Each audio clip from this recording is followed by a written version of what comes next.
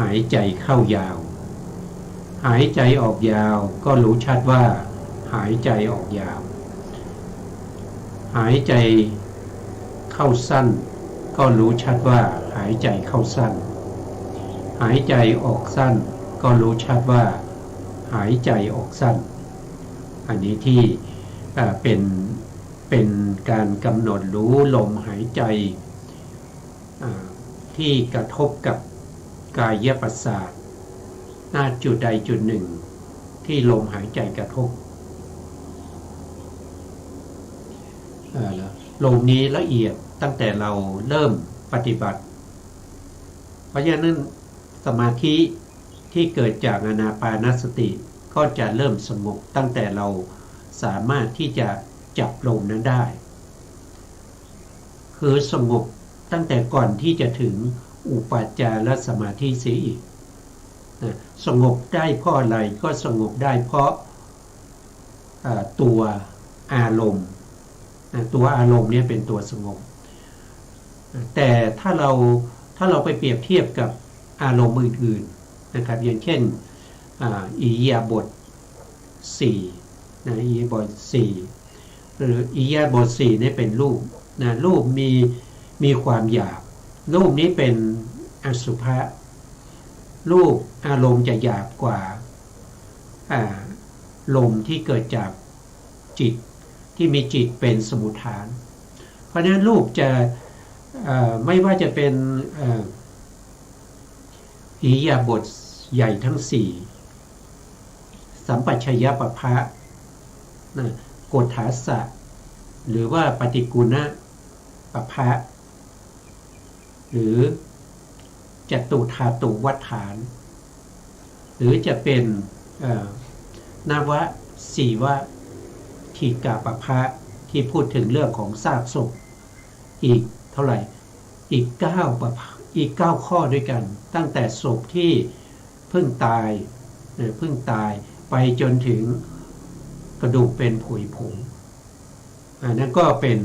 อารมณ์ที่หยาบด้วยอะไรหยาบด้วยสภาวะของอารมณ์นั้นเป็นรูปแล้วก็รูปพระพุทธองค์ให้เราเห็นตามความเป็นจริงว่าสภาวะเหล่านั้นเป็นปฏิกูลเป็นสภาวะที่น่าขยะแขยงไม่เหมือนกับลมหายใจที่เกิดจากจิตลมหายใจที่เกิดจากจิตเนี่ยละเอียดมาตั้งแต่สมุฏฐานของลมนั้นก็คือได้แก่จิตอันนี้ก็ท่านก็อธิบายมาดังนี้นะครับแล้วครั้งที่แล้วเนี่ยเราก็พูดถึงในเรื่องของอาเสจนโกมาแล้วนะแล้วก็พูดถึงในการที่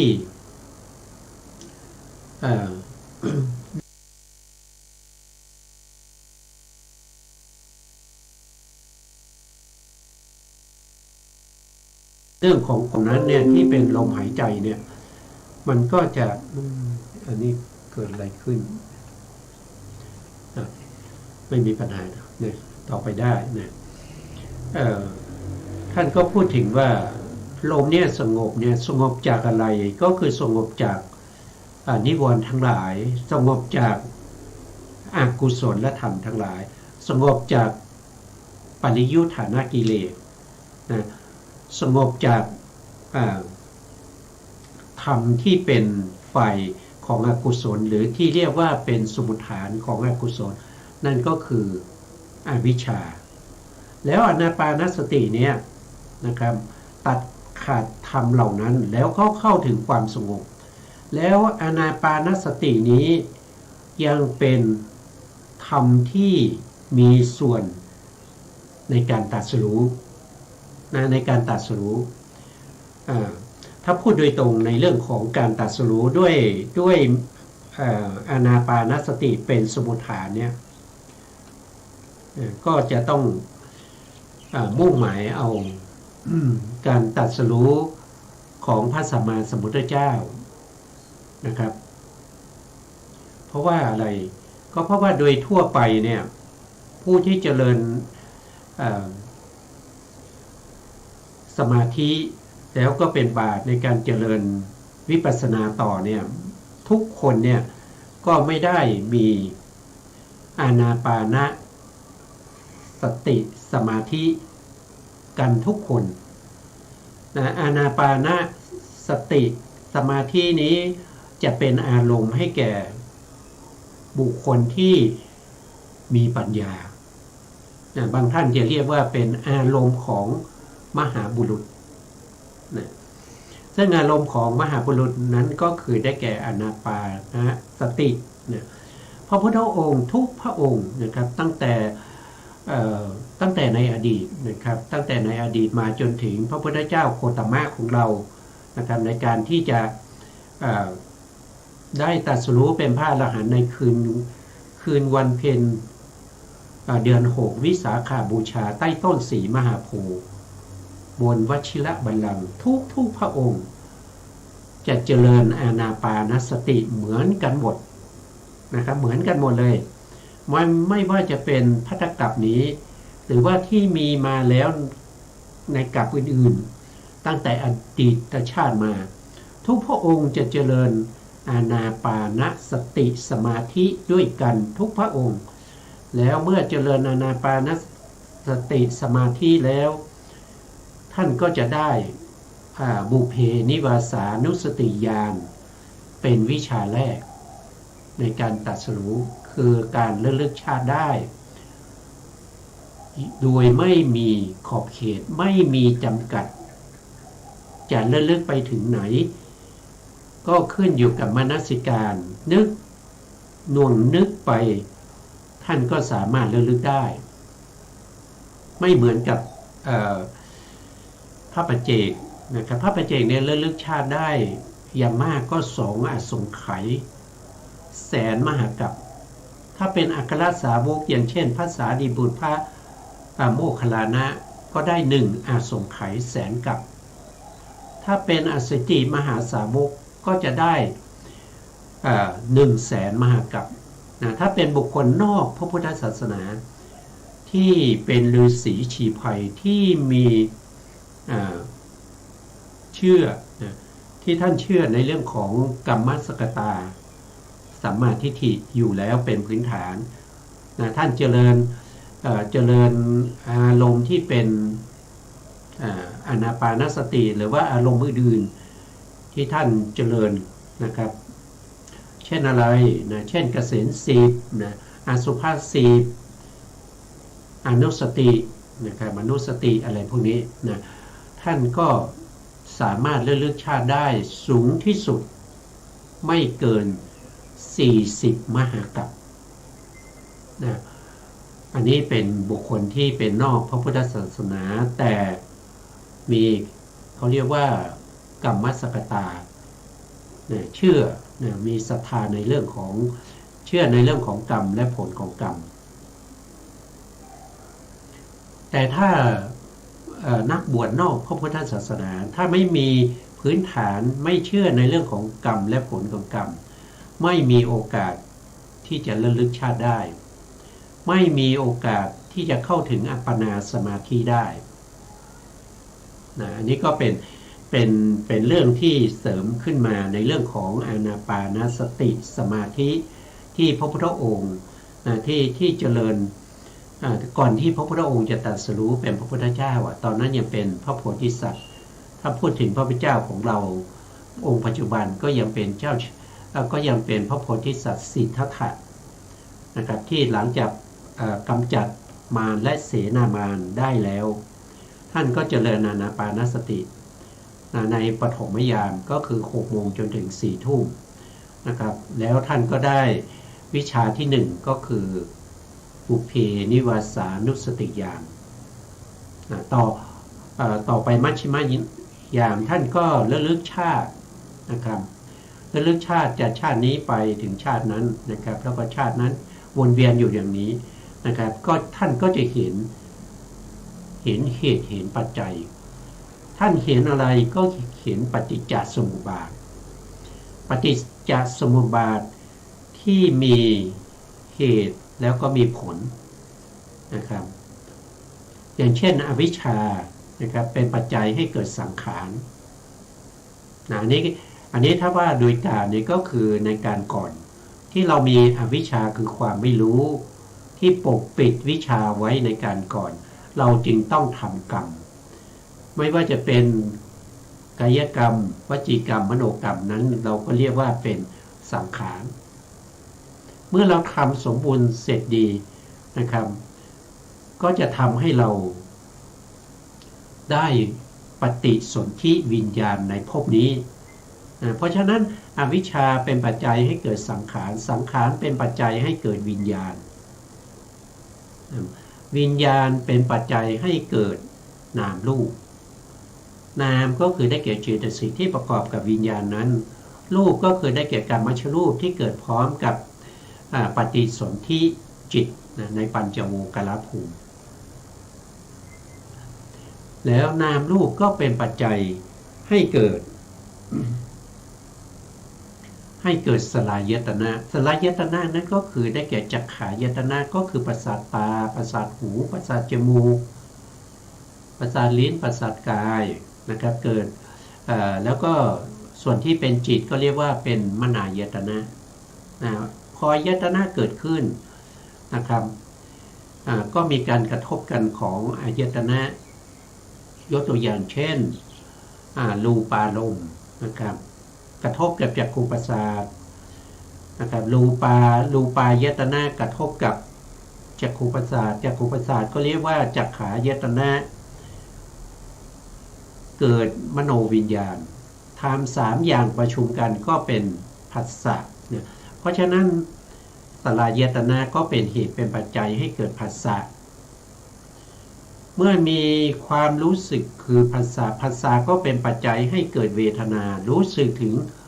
ความดีใจเสียใจแล้วก็ความเฉยความสุขความทุกข์ทั้งหลายนั่นก็เป็นเวทนาเมื่อมีเวทนาก็เป็นปัจจัยให้เกิดตัณหาอีกตัณหาก็คือได้แก่ตัวความยินดีชอบใจนะครับเพราะในสิ่งที่ได้ประสบพบเจอด้วยราคะที่เข้าไปติดเพราะว่ามีอาสาทะก็คือความยินดีพอใจที่ไปติดนั่นก็คือตัณหาเป็นเหตุเป็นปัจจัยให้เราจะต้องแสวงหาแล้วก็ยึดถือยึดมั่นเอาสิ่งที่เราชอบใจสิ่งที่เราได้อันนั้นก็เป็นอุปทานเข้าไปยึดมั่นด้วยอุปทาน4กามุปทานยึดมั่นในกามคุณอารมณ์ทั้งหลายนะที่ถูกประทานยึดมั่นในความเห็นผิดของตนนะแล้วก็ศีลพัตตุปทานนอกจากยึดมั่นในความเห็นผิดแล้วก็เอามาประพฤติปฏิบัติเป็นศีลพัตตปารมาตะนะแล้วนอกจากนั้นก็ยังมีความเห็นที่นอกเหนือไปจากการยึดมั่นเหล่านั้นว่าเห็นเป็นตัวเป็นตนเป็นกายเขาเรียกว่าเป็น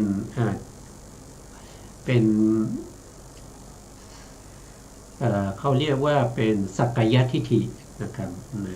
อายุมากขึ้นความจำก็จะไม่ค่อยดีนะก็เป็นสักกายทิฏฐิอย่างเนี้ยนะเมื่อมีการยึดมั่นในสิ่งที่เราได้มาก็มีการหวงแหนยึดมั่นแล้วก็เป็นเหตุเป็นปัจจัยให้เกิดอะไรก็ไปเกิดเป็นภพนะภพก็คือการมาภพรูปภพอรูปภพอีกนะเมื่อมีรูปภพอรูปภพก็ทำให้เกิดชาติก็คือการไปเกิดนะไปเกิดภพเหล่านั้นนะเมื่อไปเกิดภพเหล่านั้นก็คืออนาคตนะอนาคตภพก็คือที่เราจะไปในภพหน้านะเมื่อมีชาติที่ไปเกิดในภพเหล่านั้นหลังจากชาติก็เป็นเหตุเป็นปัจจัยให้มีชราและมรณะก็จะมาอย่างนี้นี่คือพระพุทธองค์ตอนที่เป็นพระโพธิสัตว์อยู่ ใกล้จะตรัสรู้แล้วในมัชชิมยามคือตั้งแต่10 โมง4 ทุ่มนะ4 ทุ่มไปจนถึงตี 2ท่านก็จะเห็นสิ่งเหล่านี้พร้อมกับเห็นสิ่งเหล่านี้ก่อนนะครับว่ามันเป็นเหตุเป็นปัจจัยมาอย่างนี้ที่เรามีการเวียนว่ายตายเกิดก็เพราะว่ามีสภาวธรรมเหล่านี้ที่เป็นไปตามเหตุตามปัจจัยในวัฏฏะสงสารเป็นปฏิจจสมุปบาททั้งเหตุและทั้งผลก็ทำให้ท่านได้วิชาที่สองขึ้นมานั่นก็คือเขาเรียกว่าเป็นจุตูปปาตญาณจุตูปปาตญาณนั่นก็คือรู้การเกิดรู้จุติและปฏิสนธิจุติก็คือการตายรู้ว่าสัตว์นี้ตายจากภพนี้ตายจากบุคคลนี้ไปเกิดในภพหน้ากายไปเป็นอะไรนะไปเป็นอะไรนะเมื่อรู้อย่างนี้เนี่ยพระพุทธองค์นะครับตอนนั้นยังไม่เป็น ยังไม่เป็นพระโพธิสัตว์อยู่ก็น้อมใจไปธรรมเหล่านี้จะดับได้อย่างไรนะจะดับมันได้อย่างไรจะตัดวัฏฏะสงสารไม่ให้มีการเวียนว่ายเกิดไม่มีการเวียนว่ายตายเกิดเนี้ยจะทำอย่างไรก็น้อมใจไปในเขาเรียกว่าเป็นปฏิโลมนะเป็นปฏิโลมของอะไรก็คือของเหตุและผลในการเวียนว่ายตายเกิดท่านก็มาพิจารณาดูท่านพิจารณาดูแล้วก็เห็นว่าการที่เรามีชรามรณะนี่มาจากชาติถ้าไม่มีชาติคือไม่มีการเกิดนะชาติดับชรามรณะมันมีไม่ได้เพราะฉะนั้นชรามรณะจะดับได้ก็ต้องชาติดับก่อนชาติคือการเกิดเมื่อชาติดับชรามรณะมีไม่ได้แต่ชาติจะดับได้ยังไงท่านก็ไปเห็นว่าโอ้ภพต้องดับภพกรรมภพรูปภพอรูปภพพวกนี้ต้องดับถ้าดับแล้วชาติก็ต้องย่อมดับเป็นธรรมดาแล้วภพเหล่านี้จะดับได้ยังไงก็ดูพิจารณาต่อไปก็เห็นว่าโอ้ภพจะดับได้เพราะว่าอุปทานดับอุปทานจะดับได้เพราะว่าตัณหาดับตัณหาจะดับได้เพราะเวทนาต้องดับเวทนาจะดับก็ต้องสลายตนะผัสสะต้องดับนะผัสสะต้องดับผัสสะดับได้ก็เพราะว่าสลายตนะมันดับผัสสะจึงดับสลายตนะแล้วจะดับได้ยังไงท่านก็เห็นว่าสลายตนะจะดับได้ก็เพราะว่านามรูปดับนะนามรูปต้องดับก่อนนะสลายตนะถึงดับได้แล้วนามรูปจะดับได้ยังไงก็เห็นว่าวิญญาณต้องดับนามรูปถึงดับนะแล้ววิญญาณจะดับได้ยังไงก็ต้องสังขารดับการกระทำที่เป็นกรรมนะครับไม่ว่าจะเป็นกายกรรมวจีกรรมมโนกรรมนี้ต้องดับถ้าดับแล้ววิญญาณจะไม่เกิดนะแล้วก็สังขารเหล่านี้จะดับได้ยังไงโอ้ท่านก็เห็นว่าโอ้ต้นตอมันคืออวิชชาเมื่ออวิชชาดับนะสังขารเหล่านี้ก็จะดับนะเมื่อพิจารณาถึงวงจรแห่งวัฏฏะสงสารนะครับว่าสิ่งเหล่านี้เป็นเหตุเป็นผลมาอย่างนี้ก็ทำให้ท่านเนี่ยได้วิชาสุดท้ายเรียกว่าวิชาที่3นั่นก็คืออาสวะขยญาณเมื่ออาสวะขยญาณเกิดขึ้นกิเลสที่อยู่ในขันธสันดานก็ถูกประหารนะก็ถูกประหารด้วยมรรคทั้ง4นะประมาณตี 5กว่านะครับก่อนจะ6 โมงเช้าเนี่ยพระพุทธองค์นะครับพระโพธิสัตว์นะพระโพธิสัตว์สิทธัตถะก็ได้สภาวะของความเป็น พระอรหันตสัมมาสัมพุทธเจ้าได้อรหันตสัมมาสัมพุทธเจ้าได้อย่างบริสุทธิ์บริบูรณ์อันนี้แหละเขาเรียกว่า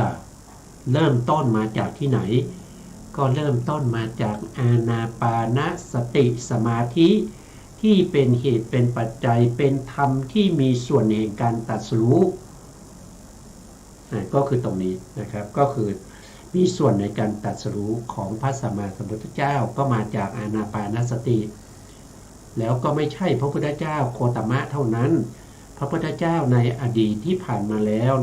นับไม่ถ้วนนะครับมีมากกว่าเม็ดทรายในมหาสมุทรเสียอีก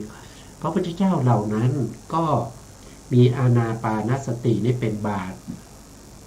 นะครับในการที่จะให้ได้มาซึ่งการตรัสรู้เป็นพระอรหันตสัมมาสัมพุทธเจ้าแล้วก็พระพุทธเจ้าที่จะมีต่อไปในอนาคตเช่นพระศรีอานเป็นต้นนะครับที่จะมีในอนาคตก็จะต้องมาเจริญอานาปานสติสมาธิในคืนสุดท้ายของความเป็นพระโพธิสัตว์เพราะว่าแต่วันต่อไปก็จะเป็นพระพุทธเจ้าก็มาอย่างนี้นะครับก็มาตรงนี้ต่อไปนะครับต่อไปท่านก็พูดถึงว่าก็พระบาลีนี้มีความสังเขปดังต่อไปนี้ภิกษุทั้งหลายอานาปานสติสมาธิอันบุคคลเจริญแล้วด้วยประการใดด้วยอาการใดด้วยวิธีใดทำให้มากด้วยการ ประการนั้นจึงเป็นธรรมสงบโดยแท้สงบตรงนี้สงบสองอย่างนะครับสงบทั้งตัวอารมณ์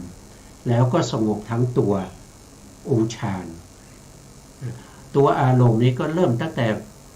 ปริกรรมเลยนะครับปริกรรมเมื่อเรากำหนดลมหายใจเข้าหายใจออกแล้วเราจับลมหายใจนั้นได้ก็เริ่มสงบแล้วนะครับเริ่มสงบนะครับเพราะสงบมีอำนาจมาจากตัวอารมณ์ที่เป็นสภาวะที่สงบนะครับแล้วหลังจากนั้นมาก็ท่านก็จะเข้าถึงเขาเรียกว่าอุปจารสมาธิซึ่งเป็นตัวที่เฉียดใกล้ต่อฌานอุปจารสมาธิก็จะเปลี่ยนบริกรรมนิมิตนะครับบริกรรมนิมิตอุคหานิมิตมาเป็นปฏิภาคนิมิตแล้วก็ได้อัปปนาฌานก็จะเป็นปฏิภาคนิมิตก็จะดำเนินไปอย่างนี้นะครับเพราะฉะนั้นอานาปานสติเนี่ยสงบทั้งตัวอารมณ์แล้วก็ตัวองค์ฌานให้เข้าไปสงบโดยพันก็คือทันทีเลยนะครับถ้าเราจับอารมณ์ได้นะครับแต่ถ้าเรากำหนดลมหายใจเข้าหายใจออกแล้วก็จับอารมณ์ไม่ได้เนี่ยมันจะไม่สงบนะตัวที่กำหนดลมเข้าและลมออกก็คือตัวสติใช่ไหมแต่ตัวที่เข้าไปจับแล้วก็ไปรู้นั่นคือรู้ว่าลมหายใจเข้ายาวอย่างเนี้ยลมหายใจเข้ายาวก็รู้ชัดว่าลมหายใจเข้ายาวตรงรู้ชัดนี่แหละคือปัญญาละนะครับแล้วก็หายใจออกยาวก็รู้ชัดว่าหายใจออกยาวเนี่ยมันจะมีคำว่ารู้ชัดเพราะฉะนั้นรู้ชัดก็คือตัวปัญญาเกิดขึ้นเมื่อจับลมหายใจนี้ได้สภาวะอารมณ์นั้นก็จะสงบนิวรณ์ทั้งหลายก็จะเข้าไม่ได้แล้วเพราะว่าลมหายใจเข้าหายใจออกเป็นสภาวะธรรมที่ละเอียดด้วยตัวอารมณ์ด้วยตัวของเขาเองอยู่แล้วเพราะฉะนั้นก็สงบโดยพันต่อไปนะครับในข้อธรรมที่217นะวันนี้พระผู้มีพระภาคเจ้าเมื่อจะทรงอธิบายความนั้นให้พิสดารจึงได้ตรัสว่าอิทธภิกขเวนี่ก็ภิกขุนะภิกษุในธรรมวินัยนี้นะครับแปลมาก็จะเป็นอย่างนี้ ภิกขุก็ภิกษุอิทักก็คือ ในพระศาสนานี้หรือในธรรมวินัยนี้นะเป็นต้นนะบรรดาบทเหล่านั้นคำว่าอิทธะภิกขเวภิกขุแปลว่าภิกษุทั้งหลายภิกษุในธรรมวินัยนี้นะธรรมวินัยนี้ธรรมวินัยของพระพุทธเจ้าเนี่ยถ้าเราแยกออกมาเนี่ยก็จะได้สองอย่างนะครับพระธรรมวินัยในพระพุทธศาสนามีอยู่สองอย่างนะสองอย่างนั้นก็คือได้แก่อะไรก็คือได้แก่เขาเรียกว่าหนึ่งก็คือสังวรวินัยสังวรวินัยนี่ก็จะมีอยู่ห้านะสังวรวินัยก็จะมีห้ามีอะไรบ้างก็คือหนึ่งก็คือปาติโมกข์สังวรนะสองก็คืออินทรีย์สังวรสามก็คือขันติสังวรสี่ก็คือวิริยะสังวรห้าก็คือญาณสังวรนะในธรรมวินัยนี้วินัยมีสองอย่างคือสังวรวินัยนะสังวรวินัยมีห้านะที่ได้กล่าวไปนะแล้วอีกอันหนึ่งนะครับเขาเรียกว่าเป็นปหานวินัยปหานวินัยก็มีห้าเหมือนกันนะครับหนึ่งก็คือได้แก่ตัดทางฆ่าประหารนะตัดทางฆ่าประหารนี่คือการประหารโดยการเป็นครั้งอย่างเช่นเราเจริญอานาปานสติในขณะที่เราเริ่มเจริญเราจับลมได้ลมสงบนั่นเรียกว่าเป็นตัดทางฆ่าประหารนะเพราะมหากุศลที่มีปัญญาเกิดร่วมด้วยมารู้อะไรรู้ลมหายใจเข้ายาวว่าลมรู้ชัดว่าลมหายใจเข้ายาวเมื่อลมหายใจออกยาวก็รู้ชัดว่าลมหายใจออกยาวตรงนี้เป็นตัดทางฆ่าประหารคือประหารอะไรประหารอกุศลประหารนิวรณ์ทั้งหลายไม่ให้เข้ามาด้วยอำนาจของสติปัญญาที่สัมปยุตกับมหากุศลญาณสัมปยุตเนี่ยประหารที่สองนะครับประหารวินัยข้อที่สองนั่นคือได้แก่วิคัมภนประหารนะวิคัมภนประหารก็คือการสามารถที่จะข่มไว้ได้นานๆถ้าเป็นตัดทางฆ่าประหารเนี่ยเขาจะเป็นครั้งใช่ไหมมหากุศลเกิดขึ้นก็สงบกิเลสไปนะครับเดี๋ยวอาจจะมีนิวรณ์มีกิเลสเข้ามาแทรกเดี๋ยวก็มหากุศลเกิดนะครับก็ประหารไปอย่างนี้เป็นครั้งขึ้นอยู่กับมหากุศลนั้นจะเกิดติดต่อกันในวิถีทุกวิถีในขณะที่เรากำลังเจริญอานาปานสติอยู่หรือเปล่านะแต่ถ้าเป็นวิคัมภนประหารเนี่ยก็คือหมายถึงว่าท่านเข้าถึงฌานแล้วนะเข้าถึงฌานแล้วนั่นคือปฐมฌานหรือว่าทุติยฌานหรือตติยฌานหรือจตุตถฌานก็ตามในขณะที่ท่านอยู่ในฌานนั้นเราเรียกว่าเป็นวิคัมภนประหารเพราะว่าการเข้าฌานเนี่ยก็ขึ้นอยู่กับผู้เข้านะครับว่าปรารถนาจะอยู่ในฌานนานแค่ไหนบางท่านจะอยู่ในฌานถึง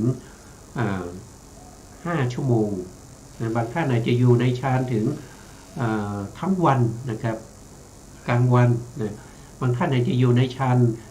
ในส่วนที่เป็นกลางคืนนะตั้งแต่ปฐมยามจนไปถึงมัชฌิมยามหรือว่าบางท่านอาจจะเข้าฌานทั้งกลางวันกลางคืนหรือว่าอาจจะเข้าฌาน3 วันนะ3 วัน 4 วันก็แล้วแต่ท่านนะครับอย่างเช่นสมัยที่พระพุทธองค์ยังเป็นพระโพธิสัตว์อยู่นะครับท่านก็เข้าฌานเหมือนกันนะครับท่านก็เข้าฌานเป็นบางครั้งนะครับก็สามารถจะอยู่ในฌานได้ยาวนานนะครับอันนี้ก็เป็นอะไรก็เป็นเขาเรียกว่าเป็นวิคัมภนประหารด้วยอำนาจของที่ผมพูดไปนี้ด้วยอำนาจของกุศลที่เป็นรูปฌานหรือว่าจะเป็นอรูปฌานก็ได้อรูปฌานกุศลหรืออรูปฌานกุศลก็ได้ นะหรือถ้าเป็นฝ่ายที่เป็นโลกุตระเนี่ยท่านก็จะเข้าพระสมาบัตินะอย่างเช่นโสดาบันเนี่ยก็เข้าพระสมาบัติของโสดาบันนะท่านก็จะเสวยผลสมาบัติอยู่ในอยู่ในอยู่ในเขาเรียกว่าเป็นฌานไฟโลกุตระก็จะอยู่ในนั้นนะอย่างพระพุทธองค์เนี่ยตอนที่ตรัสรู้ใหม่ๆนะครับคือตรัสรู้ตอนประมาณสักตีห้าพอตอนเช้าพระอาทิตย์ขึ้นนะหลังจากที่พระพุทธองค์ตรัสรู้เนี่ยพระพุทธองค์ก็ได้เปล่งนะครับได้เปล่งคาถานะครับออกมานะครับเปล่งมาจากอะไรก็คือเปล่งมาจากมหากิริยายานที่เป็นไฟสมนัตที่มีสมนัตที่ล้นออกมาจากใจนะล้นออกมาจากใจว่าสิ่งที่พระพุทธองค์สะสมบุญบารมีบำเพ็ญบารมีมาเป็นระยะเวลายาวนานถึง4 อสงไขย4 อสงไขยแสนมหากัปผลออกแล้วผลปรากฏแล้วนั่นก็คือผลที่ปรากฏนั้นก็คือได้แก่ได้ตรัสรู้เป็นพระอรหันตสัมมาสัมพุทธเจ้าได้สำเร็จแล้วก็เกิดความดีใจก็เปล่งคาถาออกมาที่เราเรียกว่าเป็นปัทมพุทธภาสิกอเนกชาติสังสารังสันทาวิสังอันนี้พิสังนะครับนั่นเป็นคาถาที่เป็นคาถาแรกที่พระพุทธองค์ได้เปล่งออกมาหลังจากที่ได้ตรัสรู้เป็นพระพุทธเจ้าแล้วพอเปล่งคาถานี้จบนะครับพระอาทิตย์ก็ขึ้นนะครับประมาณ6 โมงแล้วพระอาทิตย์ก็ขึ้นนะหลังจากนั้นพระพุทธองค์ก็เข้าพระสมาบัติเสวยวิมุตติสุขอีก7 วันในขณะที่เสวยวิมุตติสุขของพระพุทธองค์นั้นก็คือเขาก็เป็นอยู่ในช่วงที่ถ้าว่าโดยปัจหารเนี่ยอันนี้ว่าโดยปริยายนะไม่ได้ว่าโดยตรงนะก็คือ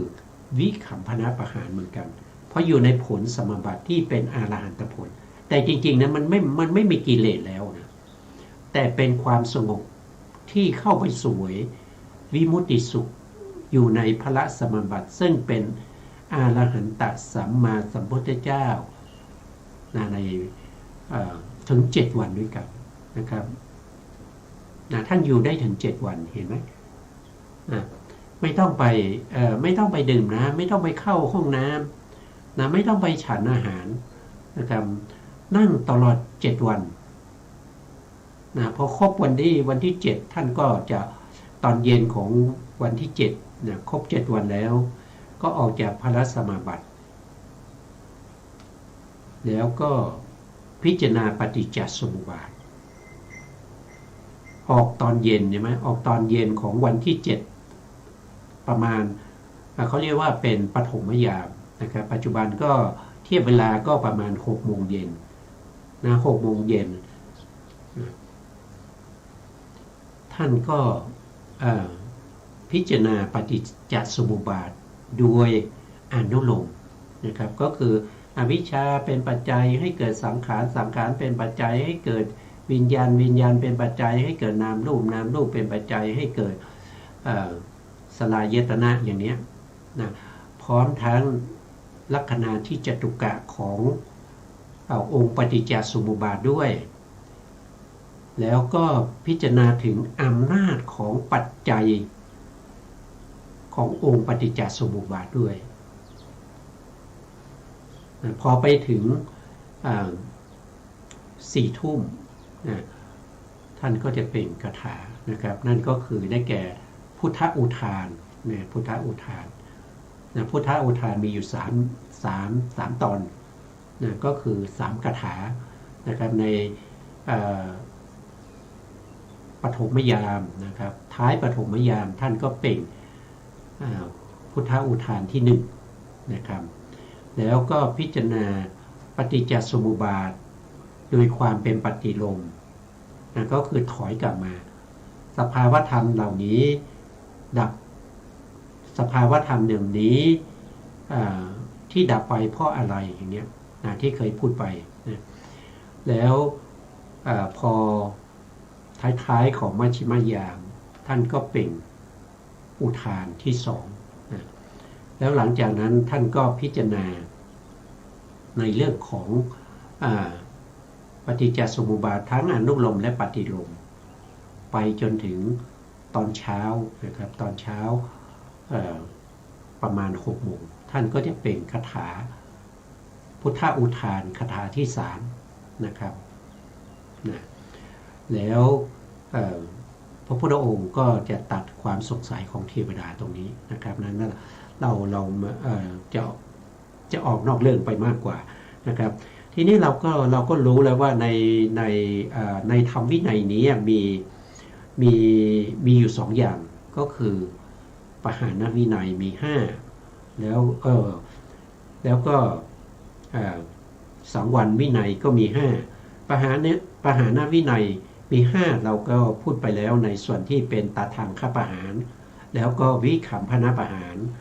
ต่อไปในข้อที่3เนี่ยก็จะเรียกว่าเป็นสมุจเฉทปหารสมุจเฉทปหารนั้นก็คือเกิดในมรรคจิตนะตั้งแต่โสดาปัตติมรรคสกทาคามีมรรคอนาคามีมรรคแล้วก็อรหันตมรรคมุ่งหมายเอาเฉพาะตรงที่เป็นอรหันตมรรคคือกำจัดกิเลสหมดแล้วนะกิเลสนั้นจะเกิดไม่ได้อีกนะครับไม่ว่าจะกระทบกับอารมณ์ที่เป็นเหตุเป็นปัจจัยให้กิเลสเกิดกิเลสก็เกิดไม่ได้ไม่ว่าใครจะมาตีมาต่อยมาว่าเสียหายกิเลสก็จะไม่เกิดแก่พระอรหันต์อีกต่อไปเพราะท่านได้แล้วซึ่งสมุจเฉทปหารที่เกิดในมรรคจิต4 ครั้งอันนี้เป็นข้อที่3ที่เรียกว่าเป็นปหานวินัยส่วนข้อที่4ก็เรียกว่าเป็นปฏิปัสสัทธิปหารปฏิปัสสัทธิปหารนั้นก็คือได้แก่หลังจากที่ด้านได้มรรคแล้วกำจัดอนุสัยกิเลสหมดแล้วมรรคจิตนั้นดับไปผลจิตก็จะเกิดขึ้นตรงที่ผลจิตนั้นเราก็จะเรียกว่าเป็นปฏิปัสสัทธิปหารคือสงบเย็นนะครับหมดกิจที่จะต้องทำอีกแล้วหมดกิจที่จะต้องทำในพระพุทธศาสนานี้อีกแล้วไม่มีกิจอันใดที่จะให้ทำเหมือนกับบุคคลที่ทำงานเสร็จไม่ต้องทำอะไรอีกแล้วรอเพียงแต่ว่าเมื่อไหร่จะปรินิพพานเท่านั้นเองถึงมีชีวิตอยู่จากนี้ไปอีก80 ปี120 ปีนะกิเลสจะไม่เกิดแก่ท่านอีกนะครับตั้งแต่นี้ไปนะอันนั้นในผลจิตก็เรียกว่าเป็นปฏิปัสสัทธิปหารแล้วข้อที่5ท่านเรียกว่าเป็นนิสรณปหารนิสรณปหารนั้นท่านหมายถึงพระนิพพานนะตั้งแต่ได้พระนิพพานครั้งแรกนะครับกิเลสได้นิพพานครั้งแรกเนี่ยก็คือได้เป็นโสดตอนที่โสดาปัตติมรรคเกิดขึ้นมีนิพพานเป็นอารมณ์นั่นก็เป็นการประหารเหมือนกันนะครับแต่ไม่ได้ประหารโดยตรงนะครับตัวที่ประหารโดยตรงนั้นก็คือได้แก่สมุจเฉทปหารแต่นิพพานตัวที่เป็นอารมณ์ให้แก่มรรคจิตนั้นเราเรียกว่านิสรณปหารสกทาคามีอนาคามีแล้วก็พระอรหันต์ก็จะได้นี่ก็จะเห็นนิพพาน4 ครั้งอย่างนี้นิพพาน4 ครั้งนะครับตรงนิพพานนี้แหละเราเรียกว่าเป็นนิสรณปหารเพราะฉะนั้นสรุปแล้วพระธรรมวินัยในพระพุทธศาสนานี้มีอยู่2 อย่างนะครับ1ก็คือสังวรวินัย2ก็คือปหานวินัยนะครับอันนี้เป็นศาสนาพุทธนะไม่ใช่ศาสนาของนายกนายขอ นะครับเพราะฉะนั้นจะต้องมีอย่างนี้นะต่อไปนะครับด้วยว่าอิทัสสะอิทัสเนี่ยมีความหมายหลายอย่างนะครับแต่ในที่นี้เนี่ยท่านให้เอาความหมายอย่างเดียวนั่นก็คือในพระศาสนานี้นะในพระบาลีนั้นเป็นศัพท์ทั้งปวงให้แสดงถึงพระศาสนานะครับตาไม่ค่อยดีนะครับนอกจากความจำไม่ดีแล้วตาก็ไม่ดีนะครับอายุมากขึ้นนะครับเป็นธรรมดาสังขารทั้งหลายก็ไม่เที่ยงนะครับไม่เที่ยงอย่างนี้เนี่ยไม่เหมือนกับไม่เที่ยงที่เป็นปหาวินัยนะไม่เที่ยงอย่างนี้มันเป็นธรรมดาอยู่แล้วนะมันมีการเกิดขึ้นแล้วก็ตั้งอยู่แล้วก็ดับไปอันนี้ไม่ว่าไปเนี่ยเป็นธรรมที่มันมีอยู่แล้วก็ไม่ประเสริฐเท่าไหร่นะครับธรรมที่ประเสริฐนั้นก็คืออริยมรรคอริยมรรคที่เข้าไปประหารสภาวะธรรมเหล่านี้จะเกิดไม่ได้อีกนะประหารแล้วดับไปแล้วจะเกิดไม่ได้อีก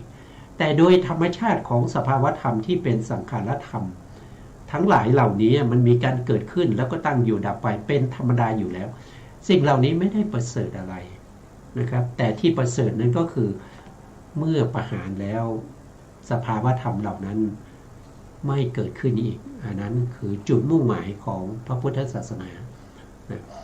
อันเป็นที่ก่อเกิดแห่งบุคคลผู้ยังอานาปานสติสมาธิ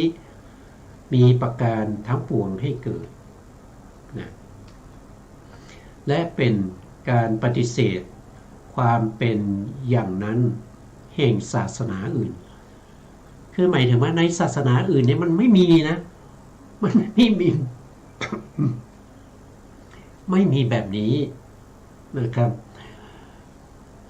บางคนอาจจะสงสัยว่าเอ๊ะไม่มีแล้วนอกพระพุทธศาสนานี่เขาไม่เจริญอานาปานสติกันหรือ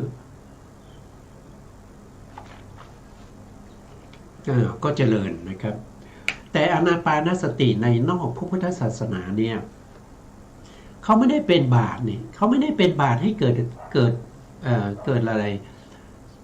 เกิดวิปัสสนาญาณ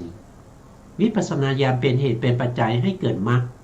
ใช่ไหมครับไม่มีใช่ไหมอานาปานสติในศาสนานอกศาสนานะครับก็มีนะก็มีแต่ไม่ได้เป็นเหตุเป็นปัจจัยให้เกิดมรรคผลนิพพานนะเพราะฉะนั้นจึงถือว่าพระพุทธเจ้าปฏิเสธนะปฏิเสธในศาสนาอื่นไม่ใช่อานาปานสติแบบนี้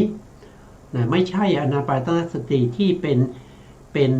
บาตเป็นเบื้องต้นแห่งคุณธรรมที่เป็นมรรคเป็นผลต่อไป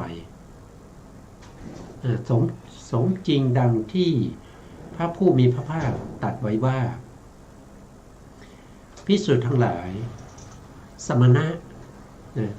มีอยู่ในศาสนานี้เท่านั้นนะคำว่าสมณะเนี่ยท่านบอกมีท่า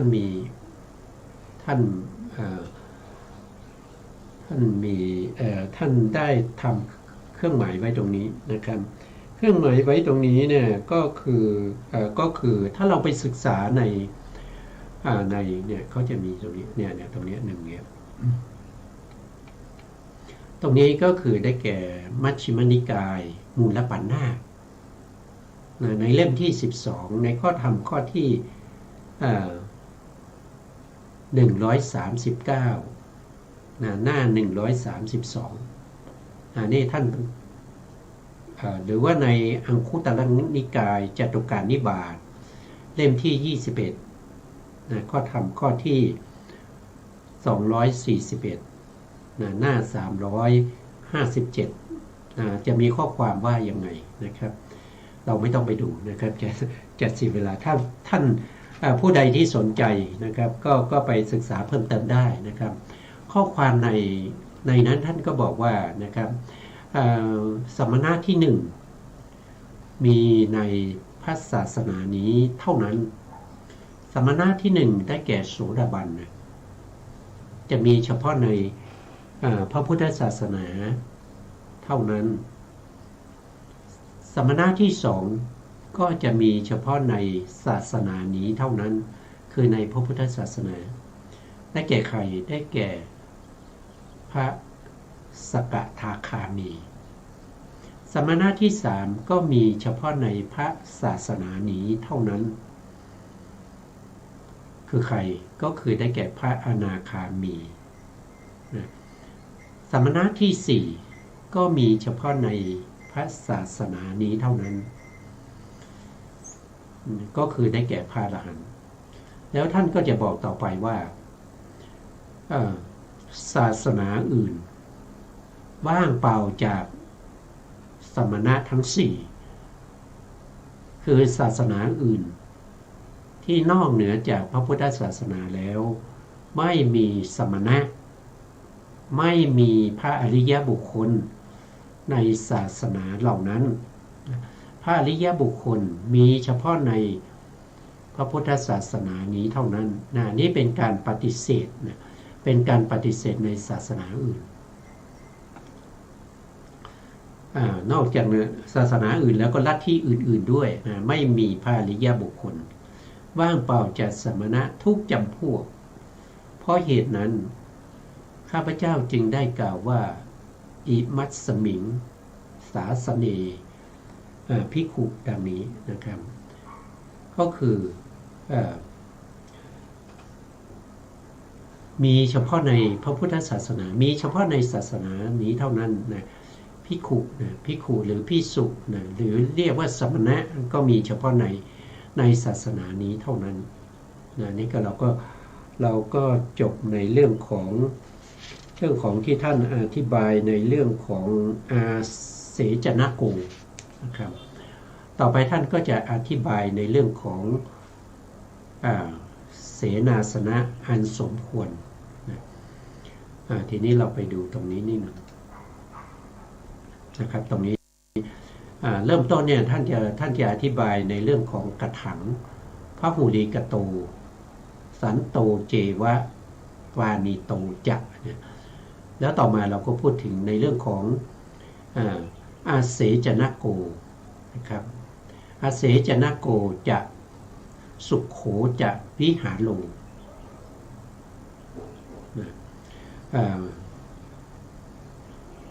มาจนจบแล้วนะครับจนจบถึงตรงนี้แล้วนะเพราะฉะนั้นตรงนี้ก็หมดไปนะครับต่อไปเราก็จะพูดถึงในเรื่องของส่วนที่เป็นเสนาสนะนะครับก็คือเริ่มตั้งแต่อิทธะภิกขเวภิกขุ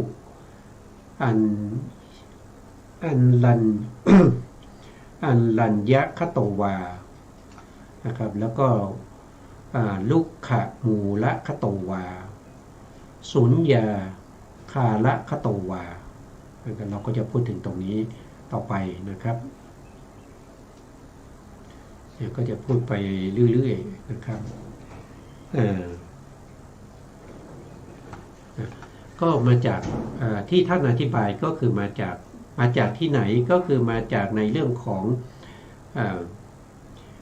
จตุกะก็คือหมวดธรรมทั้ง4หมวดนะครับแต่ที่ท่านอธิบายตรงนี้ท่านเอาเฉพาะในจตุกะที่1นะจตุกะที่1คืออะไรนะครับจตุกะที่1มีอยู่16หมวดนะครับมันมีอยู่ท้ายมีอยู่ท้ายตรงนี้เนี่ยทำหมวดที่1นะครับตามวิธีกายานุปัสสนาสติปัฏฐานตอนนี้เราเรียนในเรื่องของกายานุปัสสนาสติปัฏฐานทำหมวดที่1ก็คือจตุกะที่1ในจตุกะที่1ก็จะมีอยู่4ข้อนะครับ1ก็คือเมื่อหายใจเข้ายาวก็รู้ชัดว่าหายใจเข้ายาวเมื่อหายใจออกยาวก็รู้ชัดว่าหายใจออกยาวอันนี้คือข้อที่1ข้อที่2ก็คือเมื่อหายใจเข้าสั้นก็รู้ชัดว่าหายใจเข้าสั้นเมื่อหายใจออกสั้นก็รู้ชัดว่าหายใจออกสั้นข้อที่3คือสำเนียกคือใส่ใจศึกษาหรือปฏิบัตินะครับในธรรมที่จะพูดตรงนี้นะครับว่าเราจะ รู้ชัดกองลมทั้งหมดกองลมทั้งหมดก็คือตั้งแต่เบื้องต้นท่ามกลางแล้วก็ที่สุดแล้วก็เสริมนิดหนึ่งกองลมที่หายใจเข้าหายใจออกที่นอกเหนือจากหายใจเข้ายาวก็รู้ชัดนะว่าหายใจเข้ายาวหายใจออกยาวก็รู้ชัดว่าหายใจออกยาวหายใจเข้าสั้นก็รู้ชัดว่าหายใจเข้าสั้นหายใจออกสั้นก็รู้ชัดว่าหายใจออกสั้นกองลมเหล่านั้นทั้งหมดที่ผิดเพี้ยนไปจากข้อที่1และข้อที่2ก็ต้องกำหนดรู้นะต้องรู้ชัดในกองลมทั้งหมดนะไม่ว่าการหายใจจะเป็นลักษณะไหนนะต้องรู้ชัดอย่างนี้นะในขณะที่หายใจเข้านะครับก็คือต้องสำเนียกต้องศึกษาต้องปฏิบัติต้องใส่ใจตามระลึกตามกำหนดรู้ถึงกองลมเหล่านั้นทุกความเป็นไปของกองลมทั้งหายใจเข้าแล้วก็หายใจออกด้วยนี่คือข้อที่3ข้อที่4สำเนียกคือใส่ใจศึกษาปฏิบัติน้อมใจไปในลมหายใจเราจะพักลมหายใจนะครับเราจะพักลมหายใจตรงนี้บางที่ท่านก็ว่าจะเปื้องลมหายใจนะครับแล้วก็หายใจเข้านะครับแล้วก็หายใจออกก็คือต้องตามศึกษาและปฏิบัติเห็นลมหายใจเหล่านั้นถึงแม้มันจะละเอียดขนาดไหนก็คือพยายามที่จะรักษาไว้ซึ่งลมหายใจที่ละเอียดนะถ้าเราทำไปเนี่ยลมมันจะละเอียดขึ้นจนในที่สุดเนี่ยเราก็จะ